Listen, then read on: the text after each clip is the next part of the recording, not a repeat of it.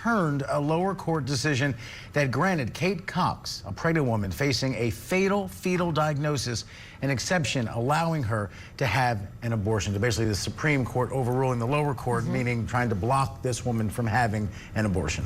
In a 7-page ruling issued on Monday, the state Supreme Court found her case did not reach the requirement for an exception under Texas law. For a closer look on this developing story, let's bring in Vanessa Gilmore, former U.S. District Judge for the Southern District of Texas. Judge Gilmore, welcome to Morning Rush, and thank you so much for being here. What is your initial reaction to this legal back and forth in this case? In this case, the Texas Supreme Court's ruling essentially finds that there is almost no exception that would qualify under the medical necessity exception under Texas law.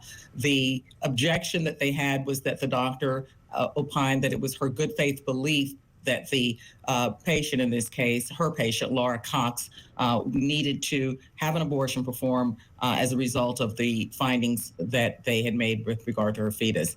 The Texas Supreme Court ruled that the standard that she applied was not sufficient, that she had to use her reasonable medical judgment, that was what the law required, and that she said that it was her good faith belief that she did not meet the requirements of the medical necessity exception in this case.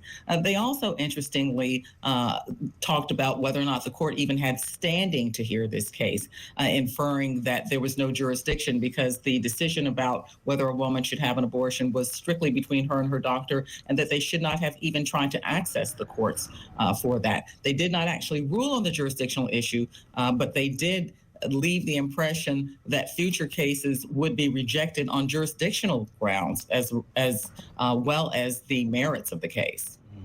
We should point out that Kate Cox has reportedly left to another state to get the procedure done. We don't know where. We don't know if she's had it yet or what circumstances she may be facing outside of Texas. I want to point that out. But also, bigger picture, the overturning of Roe v. Wade last summer by this latest iteration of the Supreme Court was a seminal moment for a lot of reasons, and the ripple effects are enormous, as we've been talking about now for a year and a half. I'm just wondering, from a judge's perspective, is it as jarring to you as it is to others to see this poor mom who's been told that the fetus may not live, and instead of that conversation happening between her and her husband and her doctor, to seeing this play out before a bunch of folks in black robes, and on top of that, national news cameras? As a judge and as a jurist in this country, how does this scene, big picture, strike you?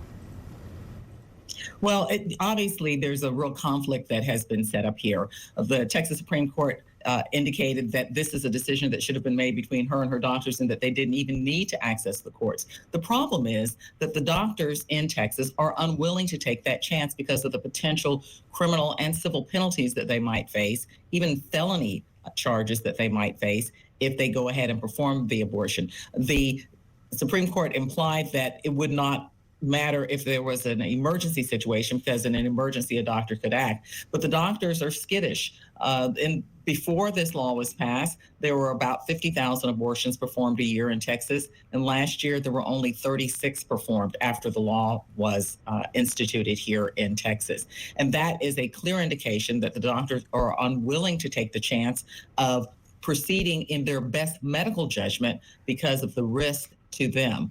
It is a slippery slope. Reasonable medical judgment is the standard by which they make their decisions with respect to their patients, but then they have to wonder whether or not they might be subjected to both criminal penalties and the possibility of civil lawsuits from uninformed and uninvolved citizens who decide that they want to go ahead and get the reward, the $10,000 reward for reporting someone who assists somebody with an abortion. It has just turned the entire process, the medical process, on its head. And it is a bad thing for Texas in another regard. There are doctors who are now unwilling to come to Texas, doctors who are in the area of high-risk pregnancy who do not want to take the chance of coming to Texas and potentially facing either civil or criminal penalties. I think that it is going to end up having a very detrimental effect on the kind of physicians that we can attract to come and work in Texas, and put women in Texas who might face high-risk pregnancies at more risk than they need to be, and at a higher risk of not being able to secure the kind of medical help that they need.